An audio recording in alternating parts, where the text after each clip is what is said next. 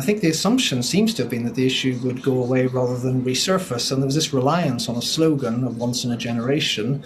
But that was just that, a slogan. It's got the same constitutional standing as the £350 million for the NHS per week on a bus, and it doesn't invalidate the results of the election held yesterday. So I think, in a sense, it was a very difficult election constitutionally yesterday because it was an election dominated by the independence question, but there are no guidelines as to what happens now, and we're heading for a real constitutional dilemma with a conflict of mandate, if you like, as it does appear likely that there will be a pro-independence referendum. The pro-independence movement will have a mandate. The Prime Minister and the government of the United Kingdom have the force of law. I would expect, even if they lost a Supreme Court case, that the majority is there in the House of Commons to change the law to make sure any referendum cannot take place lawfully. And I would dismiss then so-called wildcat or illegal activity, because it's not in the Scottish Government or the Scottish independence movement's interest to do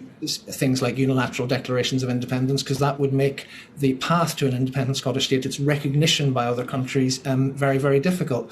So fundamentally, this is a clash of mandate and law, where it will be decided by politics, and it goes to the absolute heart of the question. We have been told for many decades now that it's a voluntary union, but at the moment there is no lawful democratic path to the pursuit of Scottish independence.